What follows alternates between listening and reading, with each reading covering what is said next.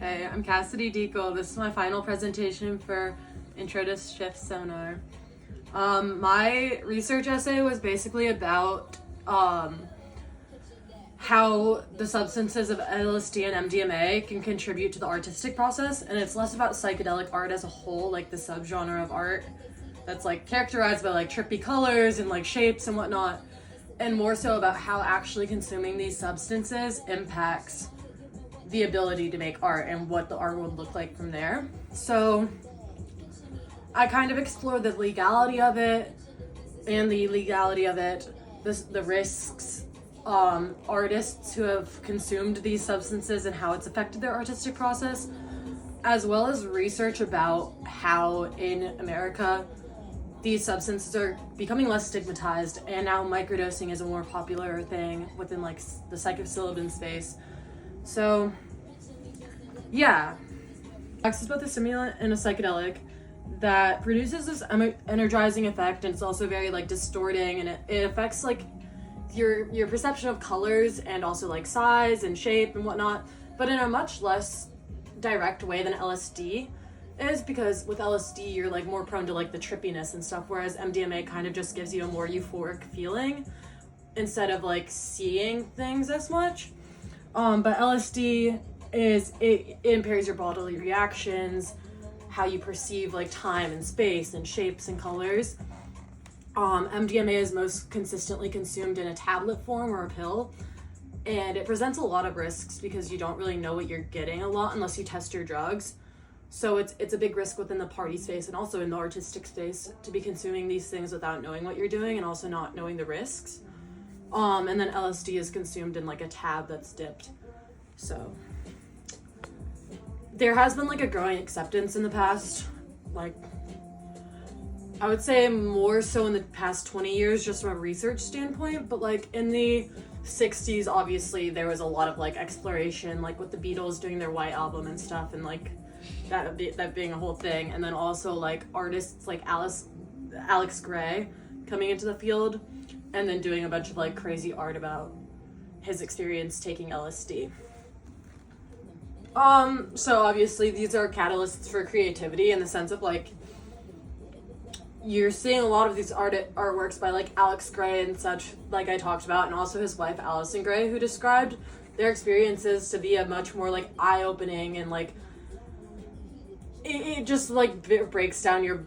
preconceived kind of notions of like how you should be acting and behaving and perceiving things around you. And so it creates like this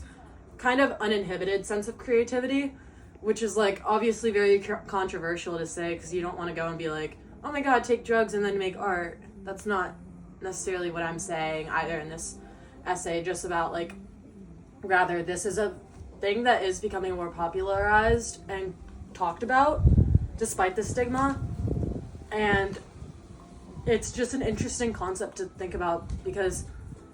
a lot of people tend to see these things as like agents of craziness instead of creativity. So yeah, it can reframe your views and reshape how you perceive everything, and I think that that is a very important facet of just creating art, sober or inhibited or whatever. Like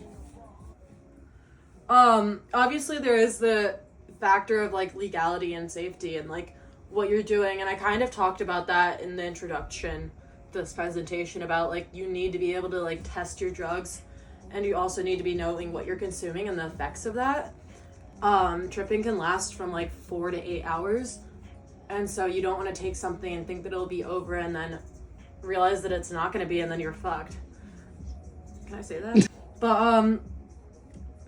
you also just need to like understand the intention of what you're doing too, because if you go into something completely blind without setting any like idea of what you're trying to get out of it, you're probably gonna end up very afraid and very confused. Like it's just true. And so yeah, there's the intention and the outcome, and like a lot of people who are artists, or not even artists, just a lot of people who are experimenting with drugs and stuff don't really like consider these factors, and they also don't really know what they should be getting out of it, or they think it'll be something completely different from what they expected, and that can really impact somebody's ability to like process what they're on and what they're doing. But on the flip side, if you are very direct and conscious in like your choices and like what you're trying to receive out of like out of any experience with these chemicals, you might be more prone to having a lot more empathy for yourself and like for your art and like your creativity and your process. So to conclude, psychedelic substances like MDMA and LSD have emerged in like the world of mental health, holistic medicine, and also art. And they're making a resurgence, and they're also being backed by a lot more research. And I'm not telling anybody to go out there and do drugs. It's just, it is what it is. Thank you.